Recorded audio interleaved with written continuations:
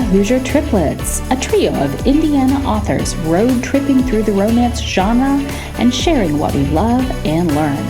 Welcome to our podcast.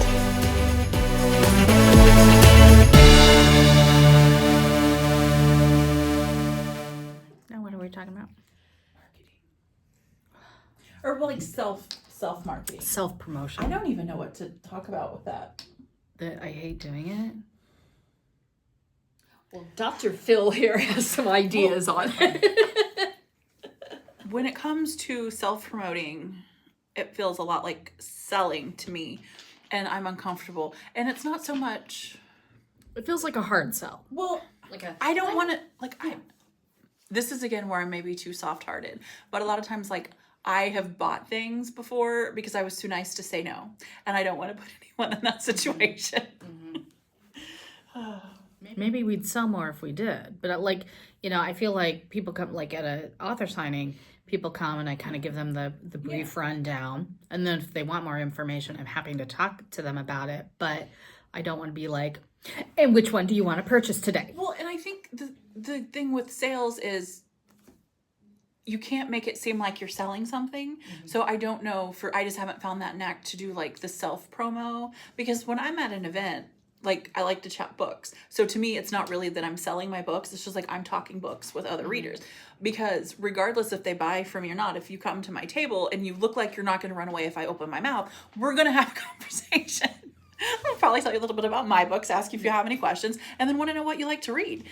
And you've kind of rubbed this off on me. It sounds sexier than it is. But if I don't write what they read, I probably know an author that does. And hopefully they're at the same event and I can steer them that way.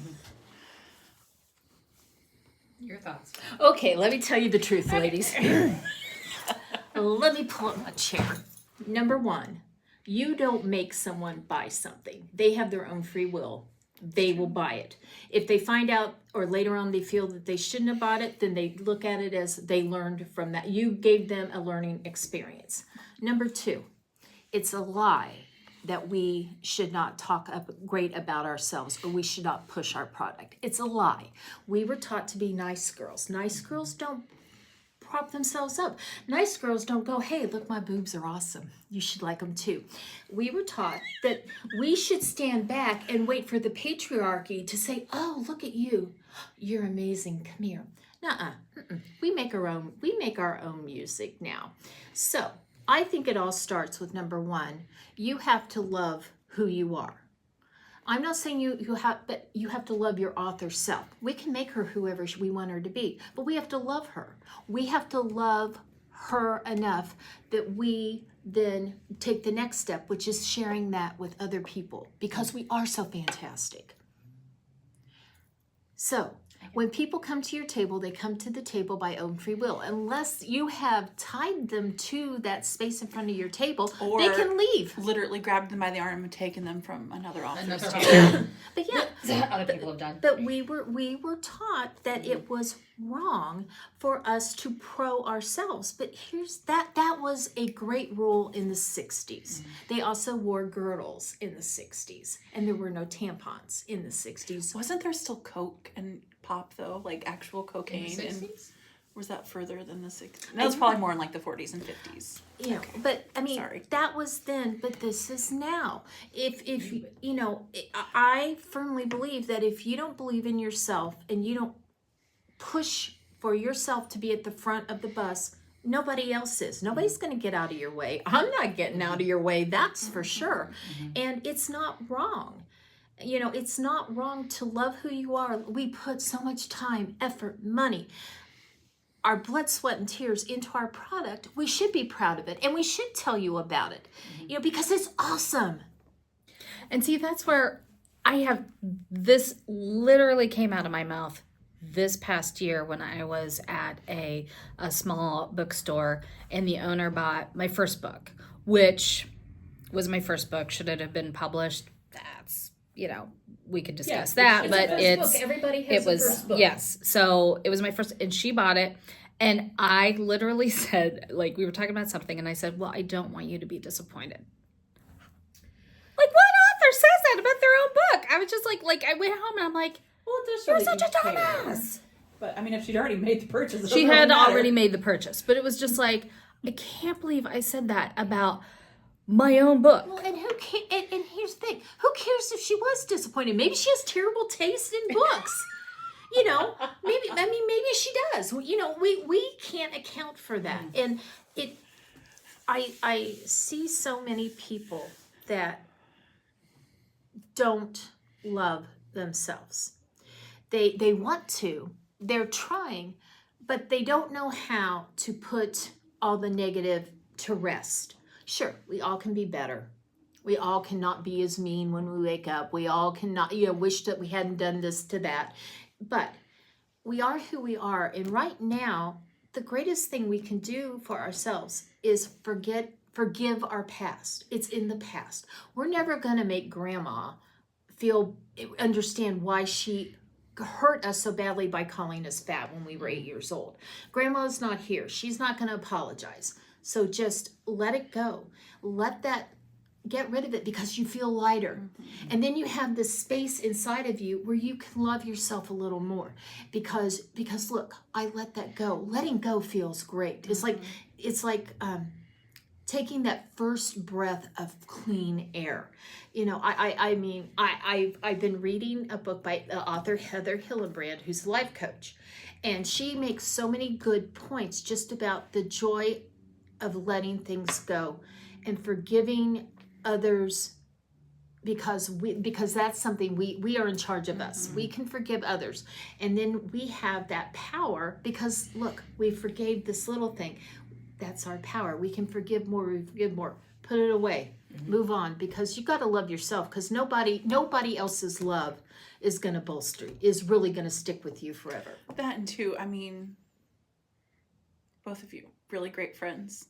Like, you're really great to me, but you're as great to yourself. But like, I know, Ava, you're like me. I know you're not as good to yourself as that you are to me. No, you're not. And I know I'm the same. And I've been working on that because no one is gonna, I was toot my horn for me if I'm not gonna be tooting it myself. I was incredibly lucky because my mother was an orphan trained baby. Literally, her 19-year-old mother picked her out of a worker's arm off a train filled with orphans and took her home and let her sleep in a drawer. Her mother was incredibly controlling. My grandmother was the youngest of 14 and was basically hired labor for her older siblings' households. She read like on a 5th grade level, couldn't do math or things like that. So she controlled every bit of my mother's life. My mom went to college and didn't know what size clothes she wore because she had never been allowed to pick out her own clothes. So with me, I was taught from a very early age that what I wanted, what I thought, what I said, that was important. So I started out with like sort of this like I'm pretty awesome idea, and that some people don't like that. A lot of people don't like that. It's overbearing and it's difficult sometimes. And yes, I'm a little extra, but it's really, really helped me through a lot of life. And now, but I think are recognizing that there were parts of you that held you back, that you were giving way too much weight, and people didn't really notice what you thought they noticed, and it didn't matter, and and you're working, and I have seen you grow. You still got a ways.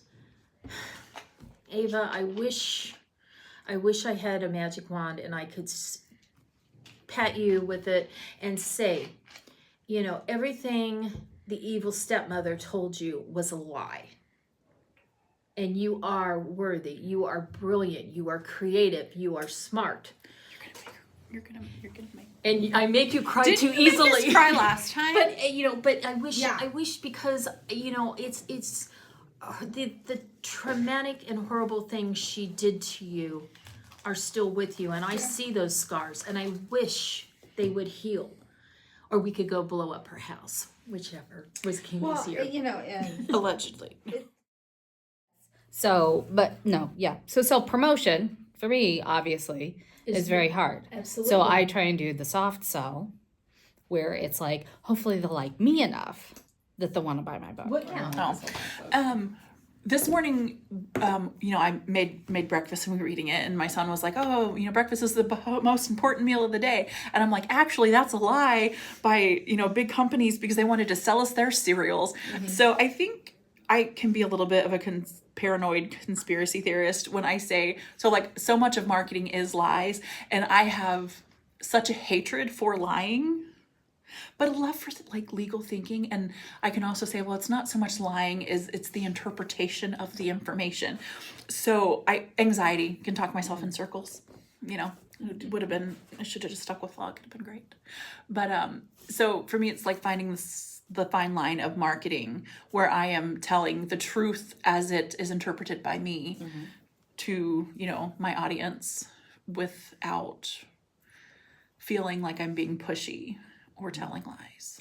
Well, and it's a whole, like, for example, take social media, for example. Okay, that's indirect marketing, right? We're marketing ourselves. And so then you want to be posting things that our readers can not empathize with, but, they understand it because they go through it too. Like laundry for whatever. So then we're interacting, and then you got to throw in the whole, and buy my book.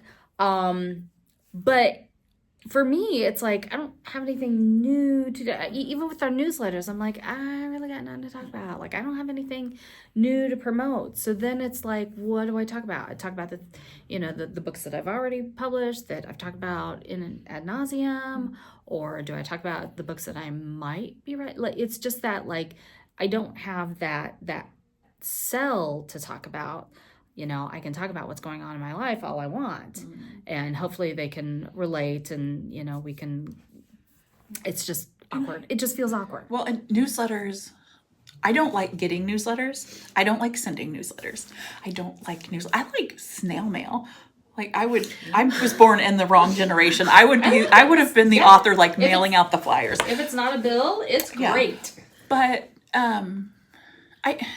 Well, it's a lie that we have to keep doing these newsletters all the time. We're not reading them. Yeah. So why do we expect somebody's going to read ours? Yeah. But it's just the thing. And it's you gotta post on TikTok. And what was it? Like you used to have to post 3 times a day and on then social media. Yeah.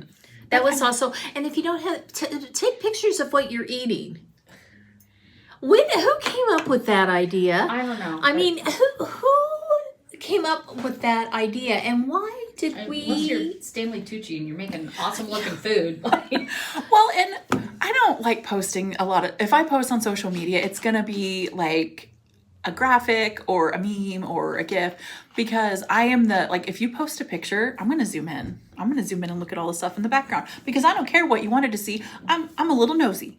And when I post a picture, I look at that to make sure I'm not, posting stuff I don't want people to see in the background for that very reason.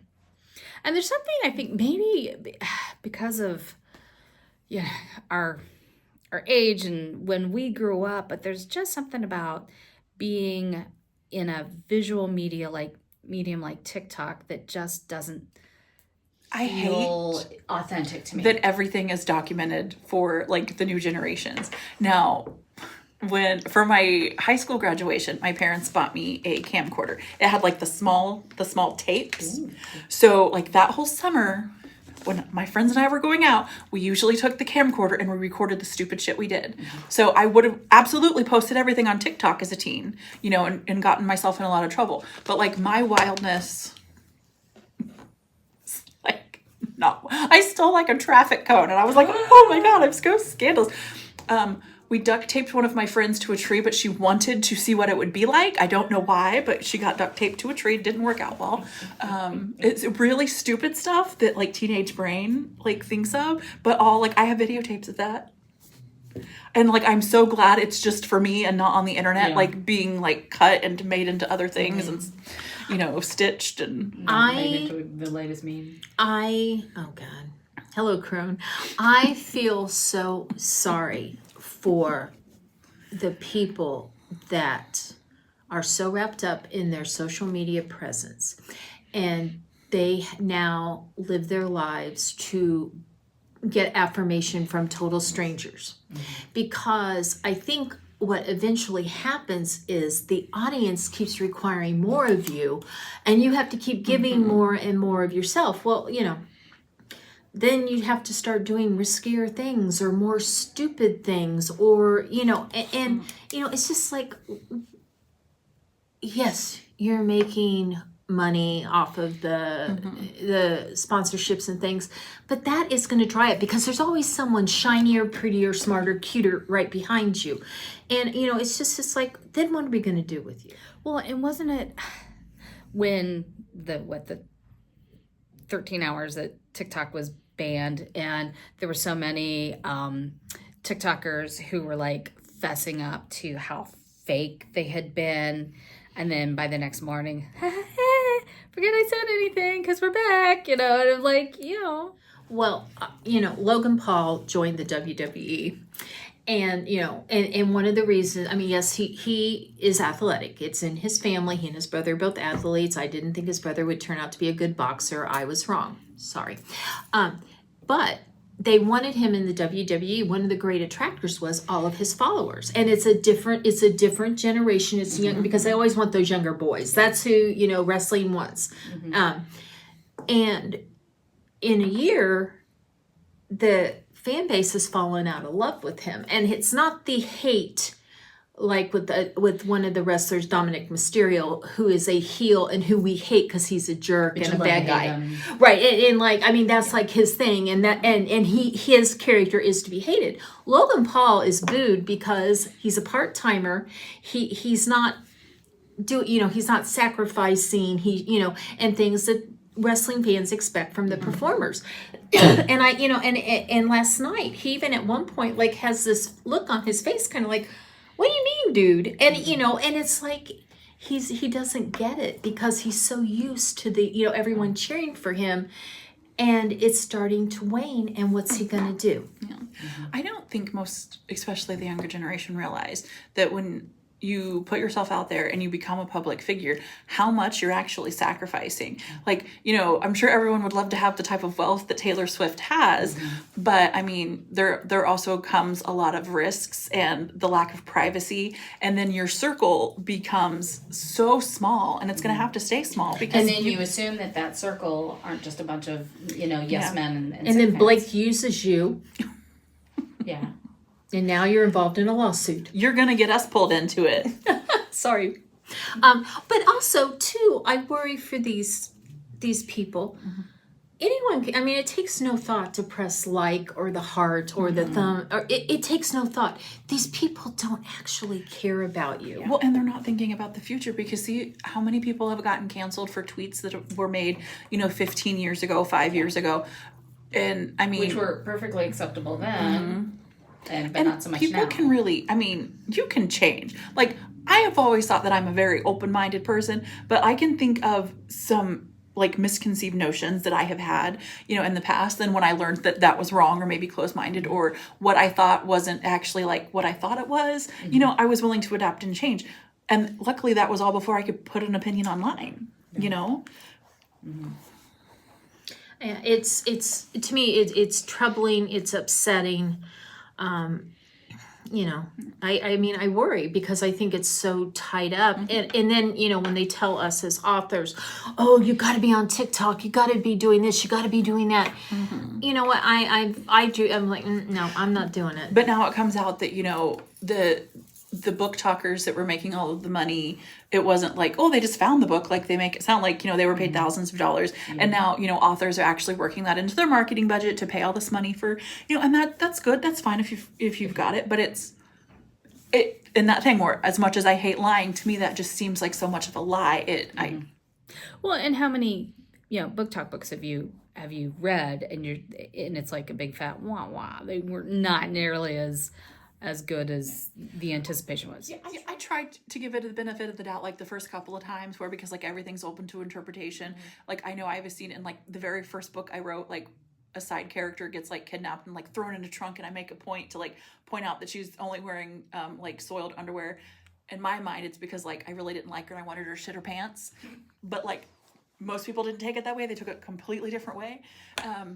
so I was like, maybe I'm just like really missing the mark. But once like it felt like every TikTok book that I was reading was just vastly different. Like the scenes that were like portrayed on TikTok were either expanded way outside what the actual like physical on the page was, that I'm like, yeah, it's marketing. Well, and then we found that a lot of the book talkers, they're getting the books from the authors, they're getting paid to talk about them, and they're getting the synopsis, so they haven't even read it. Oh.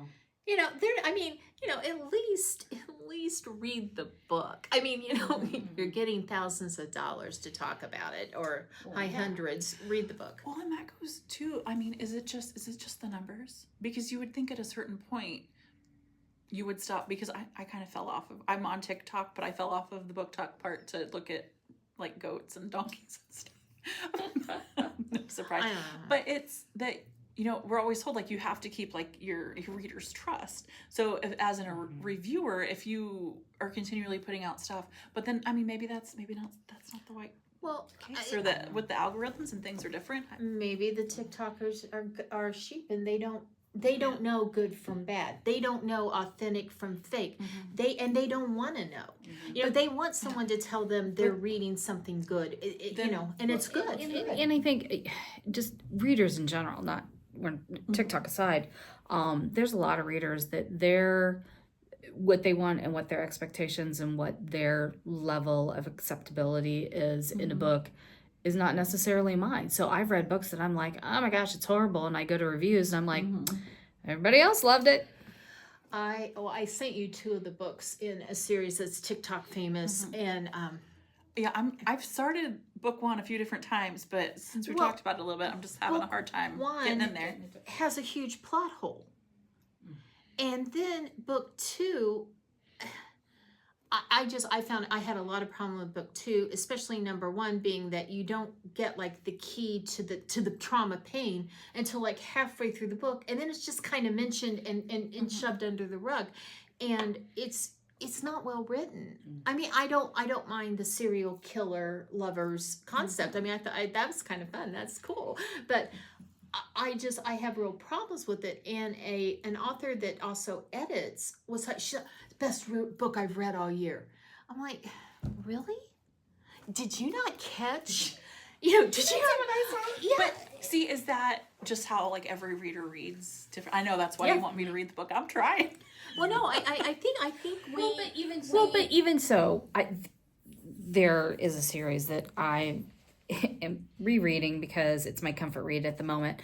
But in anticipation of a summer couple of workshops that I'm doing in Imaginarium, I went through my presentation and revamped it. And one is like a mechanical, right? The mechanics of writing and how to tighten up your writing. And so I'm going through the presentation just to make sure I got all my ducks in a row and I'm all correct and make sure that I remember it.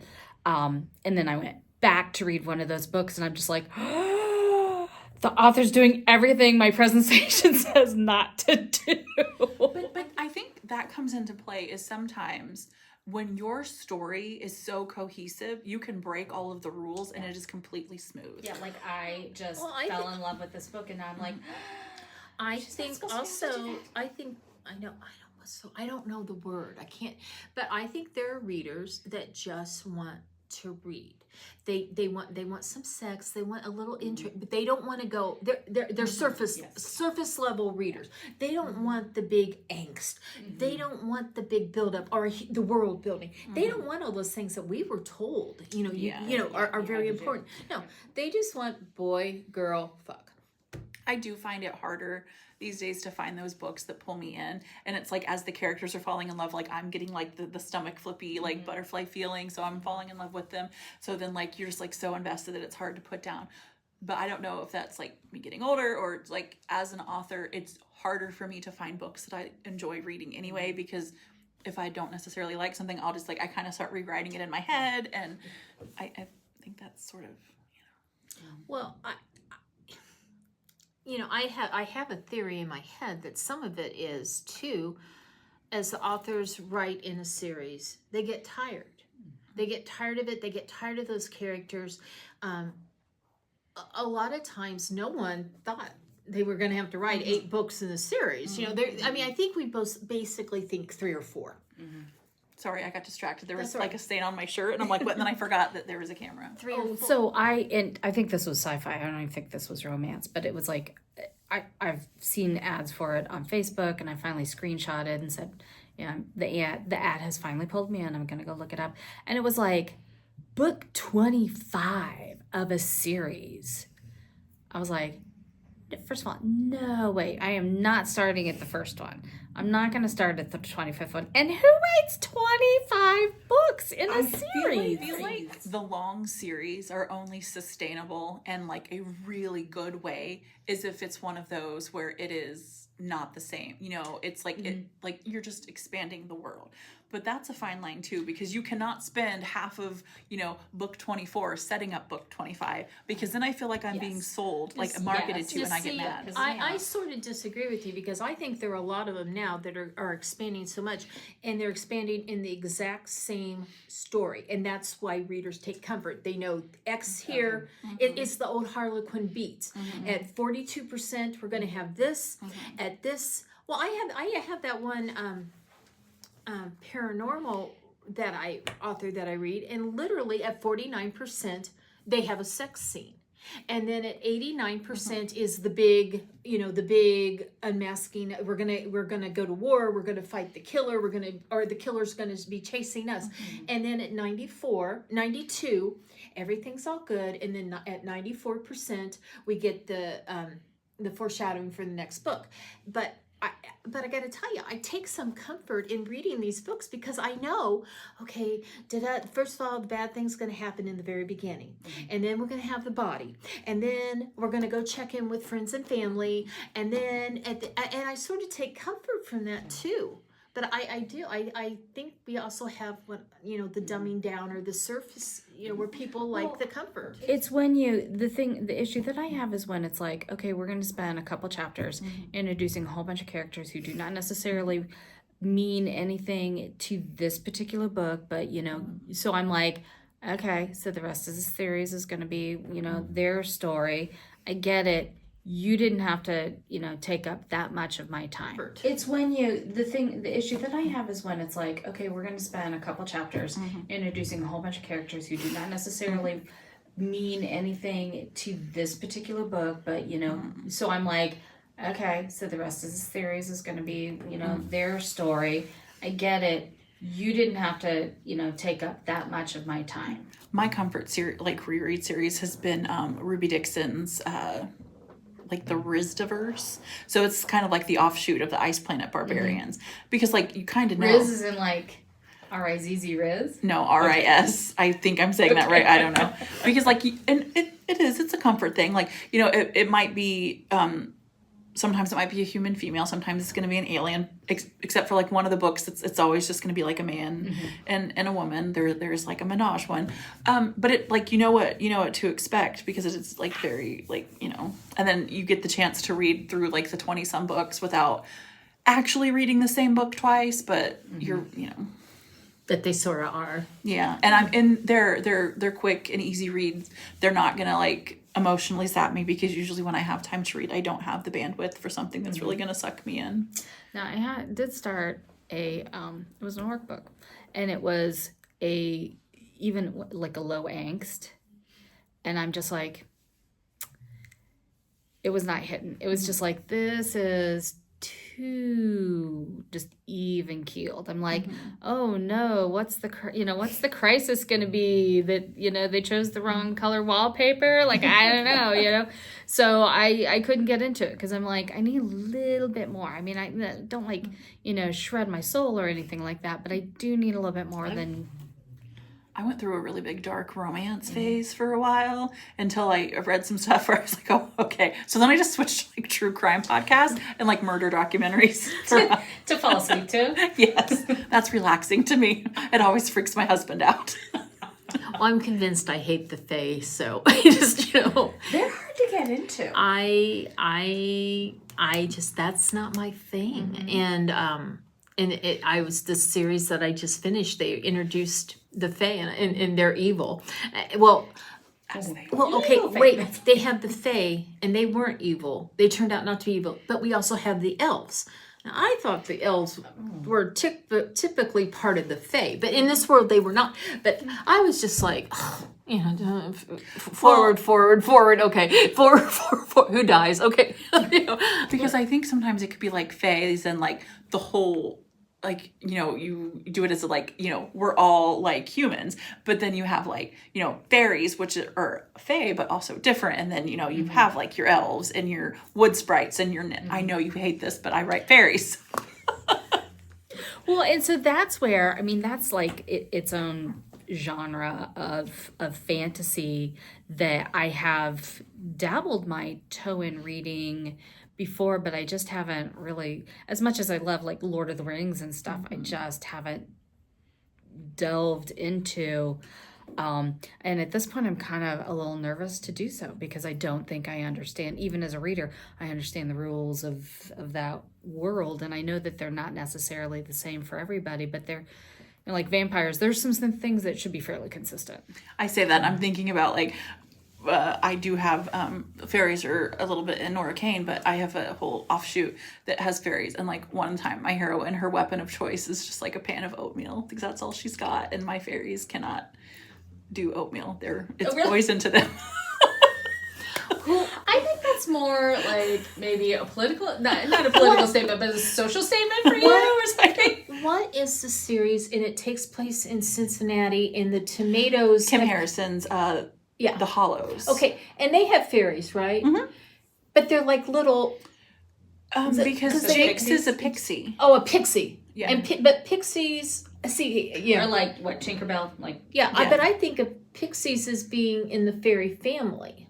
Yeah. I don't know, but I like. But no, there's more fae because then Trent is like an elf. But or elfish. Or I just like I had more trouble with the pixie thing. I would just be like, I just I love me some that's Jinx, like man. That's like a description of a female character. I just her little pixie haircut or I pixie really nose. got hung up on that, which was though he does have a huge part of the book, and his wife dies, doesn't she? Yeah, but since they made him they did the spell to make him big, so that reset his life. So because otherwise, oh my gosh, and they have a bunch of kids, and I totally ship Jinx and Rachel, but probably people are gonna come for me. What happened to her friend that was a vampire that used to yin for her? Read or you're writing? Oh, this is Kim Harrison. Okay. The Hollows. Yes. Well, she's writing more in that series now. Yes. Need some green, huh? Well, she ended up. Ivy, was that her name? Yeah, Ivy. Ivy. God. But yeah. But I thought in the first couple books, Ivy slowed down the story. Yeah, I was never really a fan of Ivy, but I really liked. Is it Kiston? Yeah. So his death. Spoiler alert. Really made me mad. I'm shipping Jinx and Rachel. I always have sort of an issue where we have a gay character and the author sort of does this the unrequited love, and the main character is not in it, but and I don't know, I always feel like that is such a ploy, and I'm always just like, this is not going to turn out good. They're going to get upset and they're going to turn on him. We know this. It's going to happen. Well, that's so I've read some historicals where there's the obligatory gay side character, and they usually die. And I'm just like, okay. Of course they do. Right, exactly. I'm like, that's how we got rid of them back then. Right. Just okay, could we maybe not do that? If you're just gonna kill them off, they always are you wasting away too? Yeah. It's in the unrequited love while they're at it. Yeah. So just anyway. I don't know. Okay. Did we talk about appropriately how to market enough, or did we just get talking about books? We just talked about stuff. We talked a little bit about marketing. This could just be titled Stuff. Marketing and stuff. Well, I don't know.